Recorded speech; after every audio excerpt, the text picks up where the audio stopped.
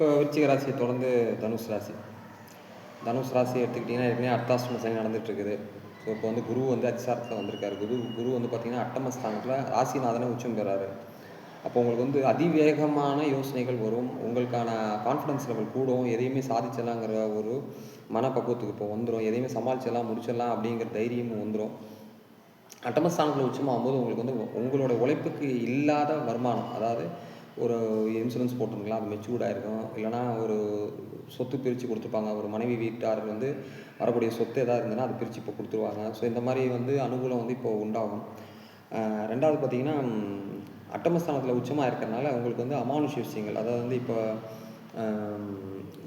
ஆன்மீக பயணம் நீங்கள் மேற்கொள்ளலாம். அதுக்கான பலன் கிடைக்கும். நிறைய சிந்தனைகள் உங்களுக்குள்ளே ஊறும். அட்டமஸ்தான சிந்தனைகள் ஊறும். அதே சமயத்தில் விபத்து இதெல்லாம் கூட நடக்கும். அதுக்கு நீங்கள் பார்த்து இது பண்ணிக்கணும். வம்பு வழக்கு தானாகவே வரும். ஸோ நீங்கள் அதை பார்த்து சமாளிச்சுக்கணும்.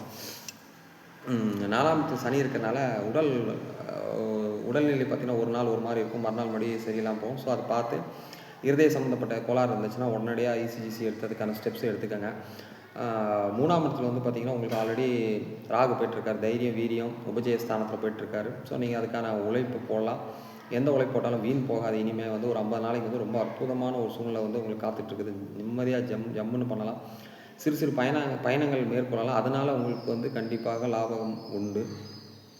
10ஆம் இடத்துல ராகு 10ஆம் இடத்துல ராகு இருந்தேன்னா 10ஆம் இடத்துல கேது இருக்காரு. 10ஆம் இடத்துல கேது இருக்கிறது அது ஒரு மிகப்பெரிய 9ஆம் இடத்துல கேது இருக்கிறது வந்து உங்களுக்கு வந்து ஆன்மீக பயணத்தை வந்து மேற்கொள்ளலாம். ஸோ ஆன்மீகம் வந்து இப்போது ஆன்மீக சம்மந்தப்பட்டது, கோயில் சம்மந்தப்பட்ட அறநிலைத்துறையில் வந்து யாருக்காவது வந்து ஜாப் சம்மந்தப்பட்டதாக இருந்ததுன்னா அதுவும் கிடைக்கும்.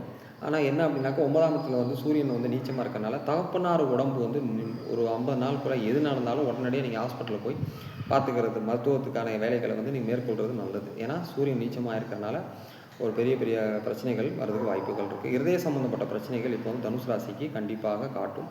உடனடியாக அது எதாவது இருந்ததுன்னா அதை சரி பண்ணிக்கிங்க. அதை அசால்ட்டாக அதுக்கு வந்து கேர்லெஸ்ஸாக விட்டுறாதீங்க. அது என்னங்கிறத பாருங்கள். குலதெய்வம் கோயிலுக்கு போயிட்டு வாங்க.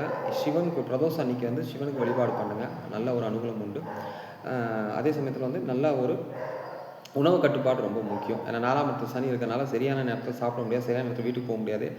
அதெல்லாம் வந்து கொஞ்சம் பார்த்துக்கங்க. இதெல்லாம் வந்து ரொம்ப முக்கியமான விஷயங்கள். உணவு கட்டுப்பாடு. அப்புறம் தாய்க்கு வந்து உடல் பாதிப்பு எதாவது இருந்துச்சுன்னா உடனே அதையும் பார்த்து செக் பண்ணிக்கோங்க. தொழில் வந்து இப்போ மேற்கொள்ளலாம். தொழில் வந்து பார்த்திங்கன்னா 10ஆம் இடத்ததிபதி புதன் வந்து பரிவர்த்தனை இருக்கிறனால ஆடை ஆபரணங்கள் சம்மந்தப்பட்டது, அக்கௌண்ட்ஸு, ஐடி ஃபீல்டு இருக்கிறவங்க, மருத்துவம் சம்மந்தப்பட்டவங்க, ஆடிட்டரு, இதெல்லாமே வந்து பார்த்திங்கன்னா படிப்பு சம்மந்தப்பட்டது, ரிலேட்டட் டீச்சர்ஸு, ஜோசியர்கள், ஜாதகம் பார்க்குறவங்க எல்லாருமே வந்து இப்போ வந்து தொழில் வந்து ஓரளவுக்கு தனுசு ராசிக்கு வந்து கை கொடுக்கும். ஸோ அதுக்கு தகுந்த மாதிரி நீங்கள் ஆஃபீஸ் போகணுன்னா பண்ணிக்கலாம்.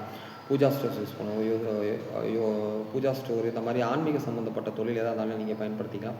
10வது வீட்டோட குரு சம்மந்தப்பட்டிருந்தால் கண்டிப்பாக ஆன்மீக தொழிலாக மட்டும்தான் இருக்கணுமே தவிர வேறு எந்த தொழில் செஞ்சாலும் அந்த தோல்வி ஏற்படும். ஸோ அதை கொஞ்சம் கவனமாக பார்த்து ஜாதகத்தை நீங்கள் செக் பண்ணி நீங்கள் அதை பண்ணணுன்னா பார்த்துக்கலாம். நன்றி.